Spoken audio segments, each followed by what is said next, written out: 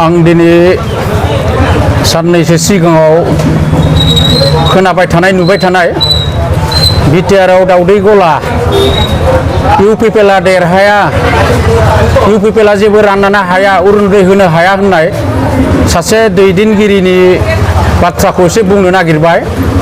बिथाङा जाहैबाय रबिराम नार्जारी। दिनै बिथाङा हाग्रामा बिपिएफनि सासे दैदेनगिरि। जाय रबिराम नार्जारीया मोनसे समाव गाव खनसे एमएलए जानो लुबैनानैनो गोबां सुबुं थैहोनो हानाय हाग्रामानि हेंथायै गावहा एमएलए जानो लुबैनानै दिनै गोबां मानसि फोथैबाय। जेरै बिरभुषन नार्जारी प्रिन्सिपाल, बसन्त बसुमतारी क'क्राझार कलेजनि लेक्सारार, बड'सा नार्जारी बिथांमोन बायदि गोबां बर' सुबुंखौ बिपिपिएफ मुंनि नाम खारिनानै बिथाङा हाग्रामानि गुलियाव जिउ फोजोबबाय। बिथांमोननि न'खरखौ सिलिंखार खालामबाय। दिनै बिथाङा बे हाग्रामाजोंनो राजाया रायजोआव दावहायाव जेननानै गावनि राजकुमारी फिसाजोखौ गथायनानै थांनानै थानाय बायदि सारेन्डार जानानै हाग्रामानि खाथियाव दिनै बिथाङा हाग्रामानि एमएलए जानानै दङ। नाथाय जोंनि गोबां बर' फिसाफोरखौ गावनि राजखान्थि लाबालाबनि थाखाय जिउ फोजोबबाय हाग्रामानि गुलियाव।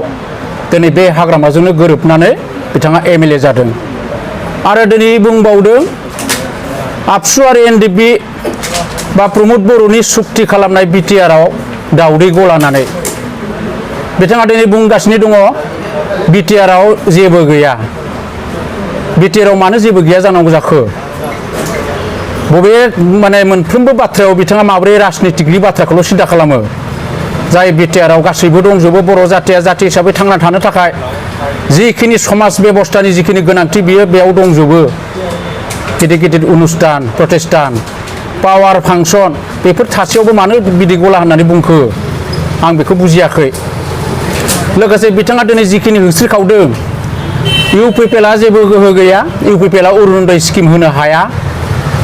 अरुनदया हाग्रामाया ब्रैथि खेबनि थाखाय पावाराव फैफिनगोन होनना बुंनाया बेसे जग्यता? मानो होनना बुंब्ला दिनै सारा बिटिसिआव परिबर्तन नागिरदों। हाग्रामाया बे 17 बोसोराव दिनै जिखिनि दुर्निति खालामबाय सोबख'बाय बेनि थाखाय बिटिसिनि रायजो राजाफोरा दिनै मुगैनाय हाबबाय। आरो बिथाङा दिनै जबरदस्ति जाय हाग्रामाया मारि काति हुलियो 15 बोसोर खाखन करिम होननानै बुंनाय आरो बे अस्त्रजोंनो दिनै 15 बोसोर सालायबाय। बिथाङा गोसो गोथारै दिनै 15 बोसोर जानायखाय बिटिसि एबा बिटिआरनि पावारखौ आलो गोजोनै गथायनो थांदों। नाथाय रबिराम नार्जारीया दिनै जबरदस्तियै बुंनो नागिरदों। खारन रबिराम नार्जारीनि अबस्थाया दिनै गथ' गोरलैया गाइखेर जाहांहां समावनो बिमाया थैजानाय बायदि अबस्था जादों। खारन हाग्रामाया दिनै जोबसिगोन आरो बेखायनो बिथाङा दिनै होस्रिखाव बुंदों दा बे हाग्रामायानो सरकार दागोन होननानै। नाथाय मिन्थिखा जाय रबिराम नार्जारीया दिनै बिरभुषन नार्जारी, बसन्त बसुमतारी, बड'सा नार्जारी, सनेस्वर ब्रह्म क'क्राझार ल' कलेजनि प्रिन्सिपाल बिथांमोननि जिउखौ जि धरनै राजनितिक खनसे एमएलए जानो लुबैनानै बिपिपिएफ खालामनानै हाग्रामानि गुलिजों जौ फोजोबबाय। आरो बे हाग्रामाजों गोरोबनानै दिनै जेरावहाय हाग्रामानिनो जानानै बाथ्रा बुंदों। बिथाङा बुंनो थाङोब्ला धर्मशास्त्रजों नायनो थाङोब्ला बिथाङा गोबां फाप दङ। खारन दाय गैयि मानसिफोरखौ गाव खनसे एमएलए जानो लुबैनानै जिउ फोजोबनाया बिथांमोननि न'खरखौ सिलिंखार खालामनाया बिथाङा फाप दङ।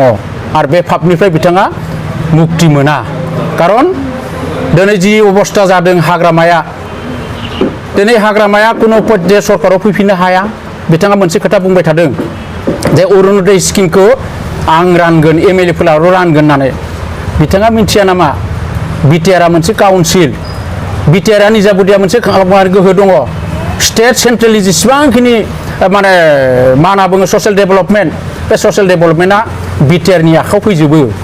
खारन दिनै अरुनदय स्किमा अल आसामाव बाहायजादोंब्लाबो नाथाय बिटिआरआव बाहायनो हायाखै बाहायनो हायैनि एकमात्र कारना जाबाय मडेल कड अफ कन्डाक्ट सोलिगासिनो दङ लोगोसे गोदान सरकार फैयोब्ला बे गोदान सरकारासो बे अरुणोदय स्किमखौ राननो हागोन दिनै बे गोग्गानानै बुंदों रावबो गैयै फिल्डआवहाय माने गावखौनो हारसिं जोहोलाव बायदि सानना लानानै बुंदों अरुणोदय स्किमखौ आंल' रानगोन होननानै एमएलए फोराल' रानगोन होननानै नाथाय बुजिना लानाया मोजां भारतआव जेसेबांखिनि स्किम फैया डेभेलपमेन्ट फैया बेयो बिटिआरनि आखाइजोंसो जायो बे गतिके फैगोन दिनाव बिटिआरआ जिहेतु इउपिपिएलनि आखायाव फैगोन इउपिपिएलआनो राननो मोनगोन बिथाङा बेखौ बुजिना लानाया मोजां